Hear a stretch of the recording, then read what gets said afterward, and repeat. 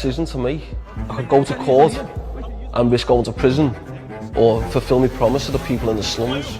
In the end, I just jumped on a plane and went. We're at the edge of the slums now. I knew I was on the run because the police wanted me for other charges eventually.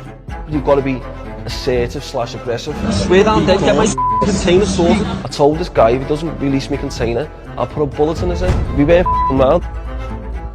I'm Sam Walker, best known for antagonising police. Merseyside police. Catch me if you can.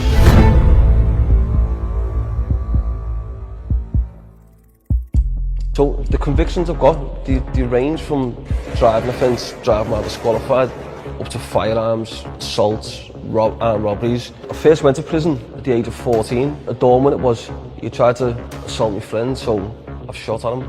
So I was sentenced to 2 years in prison.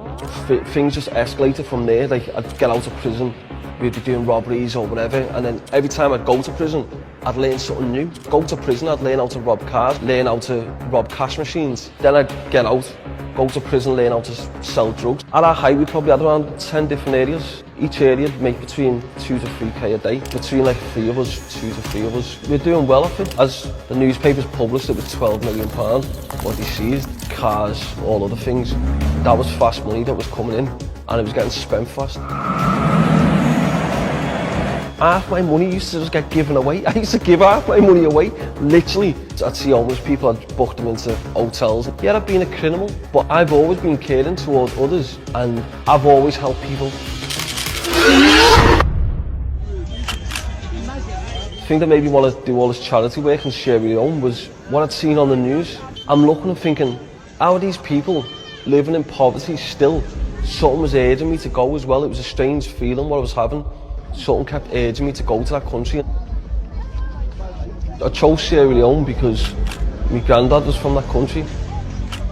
So when I bought the containers, Where's my container? that then allowed the public to help in terms of giving old clothes, old toys. These old boxes of toys, licorice things, these sweets. We're filling the container. Next thing, Merseyside police pull up, rip everything out. My son's gone, what are you doing that for? Because your dad's a drug dealer, that's why. They arrested me for disqualified driving. Yeah, this is what you call police harassment. So I was in a catch-22. Do I go to my court date, or do I fulfill my promise to the people in the slums and take the container to them? I chose the latter, and I picked the slums. As soon as I got to Sierra Leone, it was literally like stepping into a movie set. People stood there with guns. These people won't think twice about putting a bullet right through your head. And I didn't know how they were going to react to me because my skin colour. Because even though I'm mixed race, to them I look white. So it's English people, I look white. So when I'm seeing these people with AK-47s and they're only 18, 19 years old, I'm thinking, I need to tread carefully.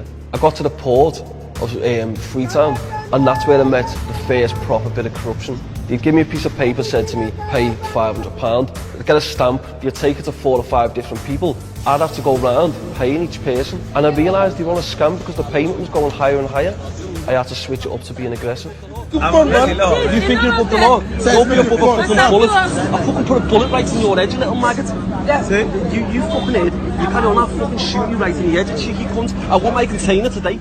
He's new then, he's looked at me, I see the look in his eyes, thinking, who the fuck is this crazy Englishman coming to this third world country saying he's going to put a bullet in my head? But he's new straight away.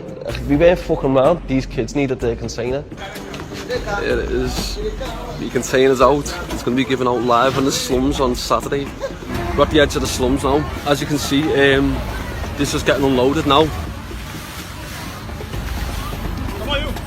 So many people have gone to that country and give them false promises. So when they've seen me come back with a container and walk straight into the slums, the people welcome me. People absolutely welcome me with open arms. We love you and please continue to help us. What made me come back to the UK? I come back to get more money. Literally, I was being extorted for money left, right and centre in Sierra Leone. So I come back to England to grab more money. Well, when I seen in the newspaper, Merseyside police saying, we'll catch him when he comes back in. I'm sat there on a beach in Africa thinking, you'll catch him when you come back in, okay, we'll see about that. I flew back into the UK in the private helicopter. They tried to sabotage my container, so I wanted revenge, and that was my way. What better way to get revenge than to publicly humiliate a police force? Blue light coming out of Cheshire Police Station. Merseyside Police and Cheshire Police. Catch me if you can. So I didn't get arrested until about 6 weeks, 2 months later, I think it was. The police clearly wanted revenge. I was asleep in a hotel, and they come in with one of them key cards, and just jumped on me when I was asleep, literally laid on my belly, punching me in the face, gave me 2 black eyes. There was like 7 of them in the room, saying to me, "You're not an African now." I went to prison in August 2018. Give me cell a good clean for me, Andy. These are my cell cleaners. Make sure you get that cell clean properly, boys. So I ended up serving in total 2.5 years. Every day of my sentence, I sat happy, knowing what we'd managed to achieve.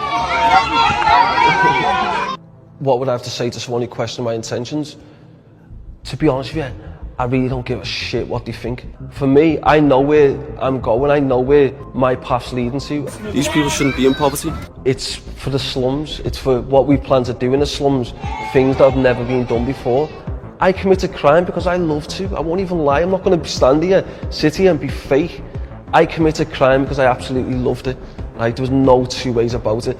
I used to love the thrill of it, I used to love the money, I used to love the violence, I used to love everything about it. But then, at the same time, just because I've done bad things doesn't mean that I can't still do good things, which is what I've always liked to do.